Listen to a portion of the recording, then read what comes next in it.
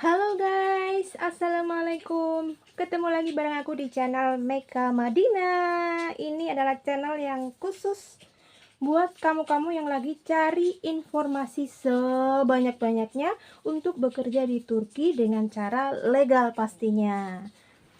Nah, di video kali ini aku mau bahas tentang sesi yang cukup penting, yaitu setelah kita mendapatkan calon majikan melalui agensi, kita pastinya akan melakukan interview ya guys ya. Nah, untuk sesi interview, apa saja sih yang biasanya ditanyakan?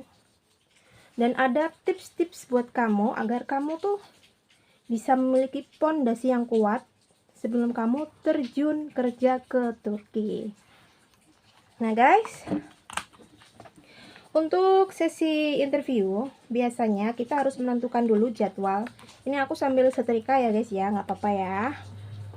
Jadwal harus ditentukan dulu, karena kita tahu kan antara Turki dan Indonesia pastinya ada perbedaan waktu, yaitu sekitar 4 jam sih kalau di daerahku. Nggak tahu kalau mungkin di Indonesia bagian lain ya. Nah tentunya kita harus menentukan jadwal, jam yang sesuai antara kedua belah pihak. Setelah itu, kita biasanya akan disuruh install aplikasi Zoom guys. Interview akan dilakukan melalui aplikasi Zoom dan ada 3 pihak yang hadir di sana, yaitu kita, pemberi kerja, dan juga agensi, tentunya sebagai saksi. Ini tuh seperti kayak akad gitu guys. Interview tuh benar-benar penting ya, kayak akad kita. Jadi kalau ada apa-apa, nah kan kemarin waktu interview nggak kayak gini, kenapa kayak gini, kayak gitu guys. Makanya agensi itu hadir, dia juga sebagai perantara. Mungkin ada sedikit kesulitan bahasa antara kita ya. Ya memang kalau bahasa itu memang agak sulit, gimana ya guys ya, karena lidahnya orang Turki sendiri kan ya berbeda sama orang Inggris asli gitu loh, dan berbeda juga dengan logat kita yang Indonesia gitu. Makanya agensi di sini juga dia cukup membantu, kalau misalnya ada maksudnya ngomong apa sih gitu, dia membantu menjelaskan. Tapi kalau bisa sih guys ya, kalau bisa sih yang lancar, karena kan di sini majikan juga menilai kita itu mampu nggak nanti, misalnya kalau disuruh apa, disuruh kasih perintah apa, kita bisa paham nggak, nah kayak gitu. Nah yang biasa ditanyakan di waktu interview itu tentunya tentang biodata diri kita selengkap-lengkapnya. Ya kayak nama panggilan kamu siapa, usia kamu berapa, agama kamu, terus apa sih, sudah menikah belum, suaminya kerja apa, anaknya berapa, anaknya yang ngasuh siapa, dikasih diasuh orang tua atau diasuh sendiri, terus bisa berenang nggak, kamu ngerokok nggak, terus yang pasti pengalaman kerja kamu ini memang sangat kayak menjadi poin gitu ya, karena untuk kamu-kamu yang udah pernah kerja ke negara lain kayak ke Singapura, Arab, Taiwan, Hong Kong, itu pasti akan jadi nilai plus. Tapi nggak apa-apa untuk kamu yang non, nggak usah berkecil hati. Yang penting kita menguasai bahasa dengan baik, dan paling tidak kita pernah bekerja jadi pengasuh. Atau kalau di Indonesia sih apa-apa kan ART ya, paling nggak pernah jadi ART lah di Indonesia gitu udah cukup kayaknya. Pengalaman kerja ini pasti ditanyakan. Kamu juga bisa menyebutkan kayak pekerjaan yang mungkin berkaitan dengan pekerjaan Neni ya guys. Kayak dulu saya kan pernah ngajar di playgroup, itu alhamdulillah cukup menunjang guys, itu bisa kamu sebutkan kayak gitu. Selanjutnya ini guys, poin-poin yang harus kamu pastikan waktu kamu tuh lagi interview sama majikan. Satu adalah tentunya gaji. Kamu harus, meskipun kamu udah dikasih tahu agensi ya, nanti kamu gaji segini gitu, nggak apa-apa, kamu tanyakan lagi aja, karena harus ada omongan antara kedua belah pihak, kita dan majikan, seperti itu. Jadi kamu tanyakan, how much salary will I get, seperti itu. Bisa 800, mungkin sampai 1000. Memang untuk rate yang calling visa itu memang agak sedikit di bawah rata-rata ya guys ya, nggak tahu kenapa begitu, tapi ada juga kok yang dapat 1000 up ya, tergantung rezeki lah ya guys. Pokoknya gini guys, interview Jadi kan kita bikin video perkenalan ya, itu sebenarnya kan dikasihkan ke majikan, dan majikan itu memilih mana sih itu yang neni mana yang kira-kira cocok untuk anak saya dan keluarga saya. Tapi kita juga berhak memilih majikan mana yang cocok untuk saya, majikan yang sesuai untuk saya. Jadi kamu nggak usah ragu. Kalau kamu misalnya nggak suka akan sesuatu, nggak setuju tentang sesuatu, kamu nggak usah ragu untuk menolak. Kalau ada sesuatu yang nggak serap gitu, kamu tanyakan. Karena apa? Kalau udah di sini guys, aduh beda banget ya, agak-agak jauh sedikit berbeda lah dengan apa yang saya bayangkan sebelumnya gitu ya guys ya. Untuk gaji sudah, kamu harus pastikan, kamu juga harus memastikan apakah saya akan mendapatkan hari libur seminggu sekali. Nah seperti itu kamu harus tanyakan. Setelah itu, berapa uang saku yang akan saya dapatkan, atau biasa disebut dengan allowance. Karena kita di sini di Turki itu ada suatu kebiasaan dimana meskipun kita itu libur, kita tuh dapat uang saku guys. Enak kan guys? Mau nggak? Ayo datang ke sini lagi. Kalau uang sakunya berapa kak? Nah, uang saku itu tergantung range gaji kak. Biasanya yang gaji 800 gitu, uang sakunya biasanya 150 lira.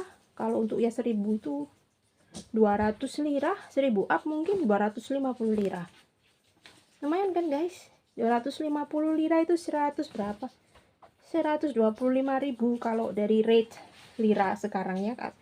Lira lagi anjlok ya, kita doain aja lira semoga bisa naik lagi. Nah, selain allowance yang perlu kita tanyakan, kamu tanyakan juga kalau misalnya saya nggak ambil off day, ma'am, gitu. Berapa uang lembur yang akan saya dapatkan? Seperti itu. Kamu tanyakan guys. Kalau kita misalnya daripada kita nggak ngapa-ngapain ya, liburan juga buat apa gitu, aku mau kerja aja deh, itu kamu tanyakan. Biasanya untuk range gaji 800 itu gaji overtime atau untuk mengganti off day kita itu $30. Kalau yang untuk 1000 $45. Untuk yang 1000 up mungkin 50 atau 60, saya kurang tahu. Lumayan kan guys? Itu kalau $45 itu kalau dikaliin 15.000 udah berapa coba? Ya kan? Tapi ya gitu sih guys, kadang kita kerja kan juga butuh istirahat ya. Jadi kamu, kalau menurutku sih memang enak ya dapat duit, tapi untuk menjaga pikiran kita tetap waras itu sebenarnya kita perlu hari libur guys. Jangan kayak aku tuh ngejar setoran, utangku tuh banyak, aku tuh jarang ambil libur, paling kalau nggak capek banget gitu, apa aku lagi sakit gitu, aku baru ngambil off day.